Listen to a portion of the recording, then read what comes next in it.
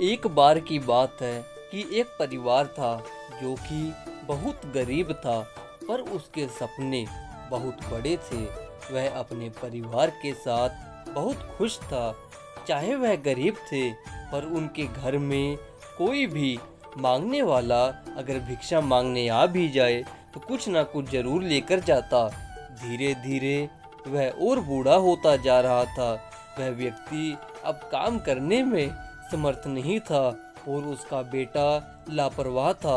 वह अपने पिता की बात कभी नहीं मानता, जिससे उसके पिता बहुत परेशान रहते और बहुत सोचते रहते।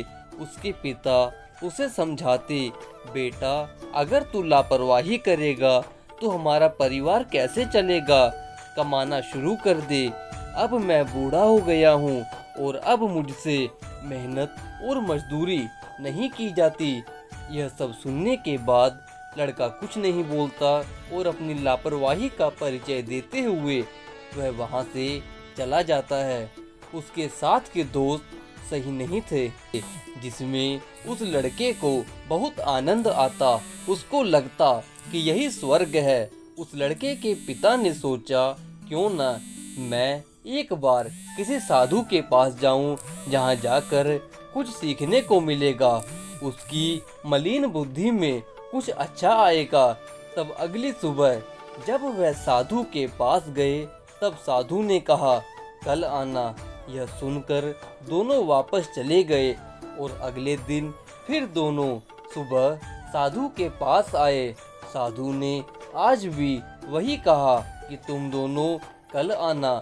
यह प्रक्रिया 3 से 4 दिनों तक ऐसे ही चलती रही, क्योंकि साधु उस लड़के के बारे में और उसकी लापरवाही के बारे में जानते थे, जिससे लड़का क्रोधित हो जाता है, पर साधु पर इसका कोई असर नहीं होता।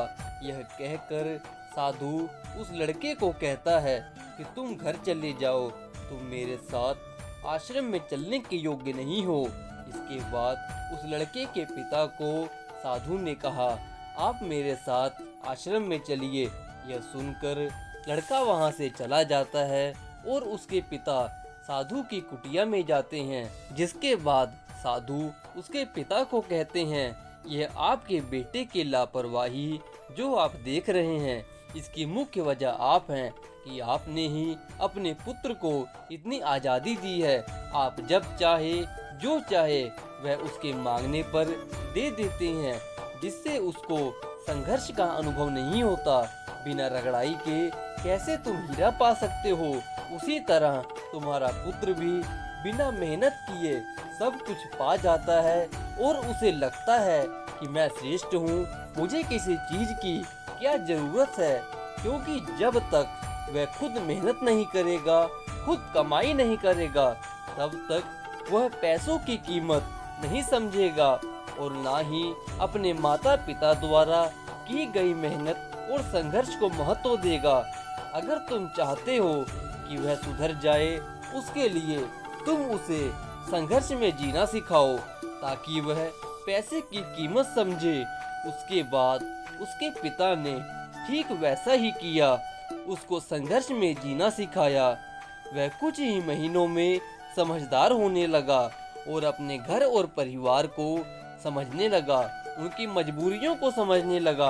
अब वह घर से पैसे नहीं मांगता, बल्कि अपनी मेहनत से कमाई करके अपना खर्चा निकालता और परिवार की देखभाल भी करता। जिसके बाद वह लड़का सुधर जाता है। इस प्रकार साधु की संगति में, साधु के ज्ञान से उस लड़के में काफी बदलाव आ जाता है। इस कहानी से हमें यही सीखने को मिलता है कि हमें जीवन में संघर्ष को महत्व देना चाहिए, क्योंकि जो वस्तु हमें बिना मेहनत के मिल जाए, हम उसकी अहमियत को भूल जाते हैं, चाहे वह धन हो या अन्न हो या कुछ और हो।